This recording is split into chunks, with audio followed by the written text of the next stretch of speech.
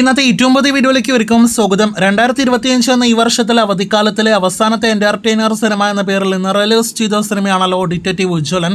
ധ്യാൻ ശ്രീനിവാസൻ നായകനെ എത്തിയ മലയാളത്തിലെ അടുത്ത വീക്കെൻഡ് ബ്ലോക്ക് ബസ്റ്റേഴ്സിന്റെ സിനിമാറ്റിക് യൂണിവേഴ്സിൽ ഭാഗമായ സിനിമ കൂടിയ ഡിറ്റക്റ്റീവ് ഉജ്ജ്വലൻ ഒരു ഫൺ ഇൻവെസ്റ്റിഗേഷൻ ത്രില്ലർ വിഭാഗത്തിൽപ്പെടുന്ന സിനിമയാണ്. ഇപ്പോഴത്തെ സിനിമയുടെ ആദ്യ ഷോ എല്ലാം തന്നെ കേരളത്തിൽ പൂർത്തിയാക്കപ്പെട്ടിരിക്കുന്നു. സിനിമയുടെ ആദ്യ പ്രതികരണങ്ങളും വന്നു കഴിഞ്ഞിരിക്കുകയാണ്. ഇന്നലെ രാത്രി നടന്ന പ്രിവ്യൂ ഷോയ്ക്ക് ശേഷം സിനിമ എന്ത് അഭിപ്രായം നേടിയെടുത്തോ അതേ അഭിപ്രായങ്ങൾ തന്നെയാണ് ഇപ്പോഴത്തെ ആദ്യ ഷോയ്ക്ക് ശേഷവും സിനിമ നേടിയെടുത്തിരിക്കുന്നത്.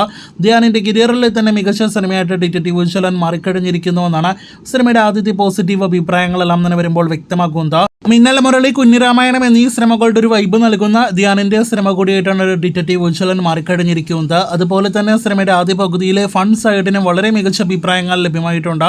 അടുത്തൊരു സീരിയൽ കില്ലർ കഥയുമായിട്ട് വന്ന ഡിറ്റക്റ്റീവ് ഉജ്ജ്വലന്റെ ക്ലൈമാക്സ് ഒപ്പം തന്നെ എൻഡ് ക്രെഡിറ്റ് സീൻ കൂടാതെ സർപ്രൈസുകൾക്കെല്ലാം തന്നെ മികച്ച അഭിപ്രായങ്ങൾ വന്നിട്ടുണ്ട്. അങ്ങനെ ആകെ മൊത്തം നോക്കുകയാണെങ്കിൽ ഡിറ്റക്റ്റീവ് ഉജ്ജ്വലൻ ധ്യാനിന്റെ ഉജ്ജ്വലം സിനിമ എന്നൊക്കെ നിസ്സംശയം പറയാവുന്ന സിനിമയായിട്ട് മാറിക്കഴിഞ്ഞിരിക്കുന്നു.